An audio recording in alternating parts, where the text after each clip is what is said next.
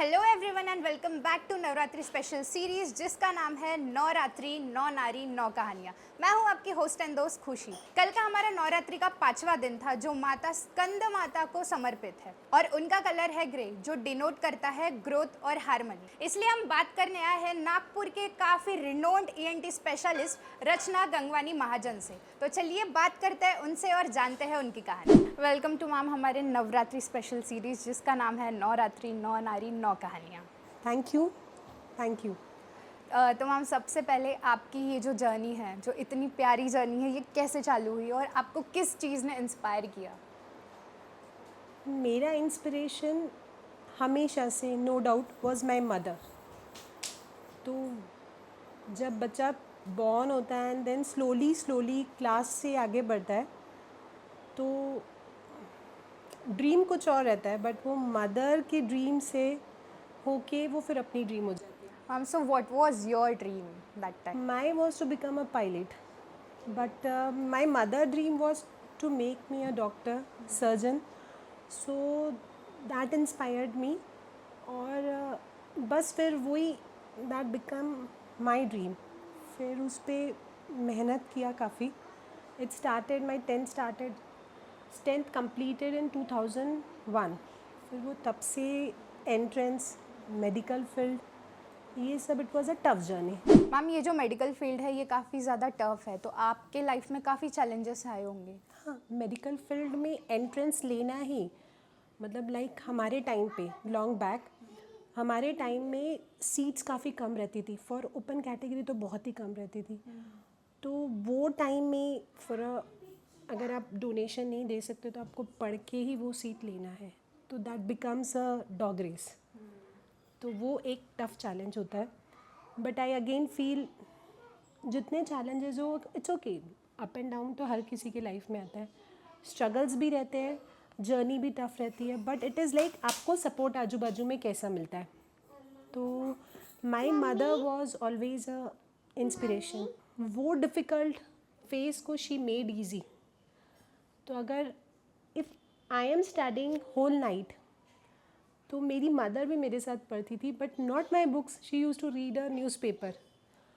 तो साथ में शी वॉज देयर, तो जर्नी वॉज ईजी। तो वो जब तक के पेरेंट्स हैं तो जर्नी बिकम ईजी। तो she was one of the inspiration model to me.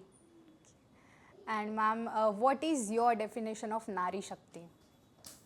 My definition of Nari Shakti is simple, a working mother is a Nari शक्ति।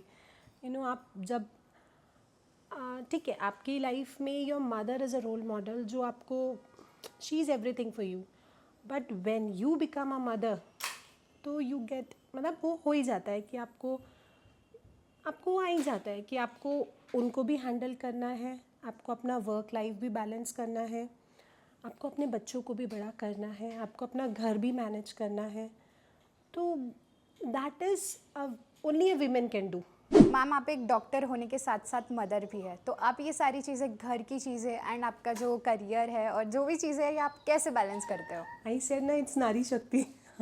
तो दैट इज़ द सेम फंडा कि सी इट इज़ लाइक अगर आप कुछ मैनेज कर रहे हो तो there is some backbone in your life कि जो आपको हेल्प कर रहे हैं। तो like initially your parents are there, आपके पेरेंट्स हैं जो आपको सपोर्ट करते हैं कि आप वो काम करो, वो ड्रीम्स बनाते हैं, दे शो यू द पाथ। ठीक है, भले वो एग्ज़ाम्स में नहीं आएंगे बट वो एग्ज़ाम्स के बाहर खड़े रहेंगे आपको देखते हुए कि पेपर अच्छा जा रहा है कि नहीं जा रहा है। तो that is one mental support. वैसी जैसी आपकी लाइफ प्रोग्रेस होती है, आप मदर बनते हो तो यू नीड अ बैकबोन। भले ही तुम्हारा husband is not with you, he can't work like you, but क्योंकि they have their own work, ठीक है, बट एक mental support, your husband is there to support you, he is supporting me कि आप जाके काम करो। माई किड सपोर्ट मी कि मम्मा you go work, will be at home. So हर चीज़ सपोर्टिव होना चाहिए। तो like my kids are supportive. I have a twins of small age, but वो मुझे सपोर्ट करते हैं कि मम्मा आप जाके काम करो। तो that is like they are use to it now. My husband is there to support me, my family is there to support me. इसलिए शायद आई एम वर्किंग एंड इसलिए I am able to manage every thing.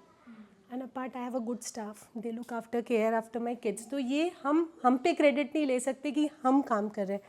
It is like credit given to every one for what basically you it is a are. Team work. आप क्या हो ये आप पे कभी डिपेंड ही नहीं करता है.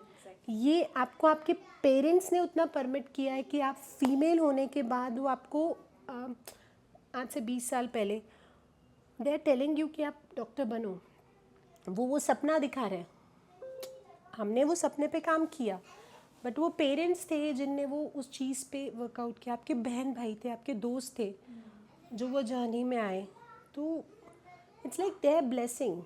तो वो हमने उस चीज़ को किया क्योंकि उनने हमें करने लगाया वो चीज़.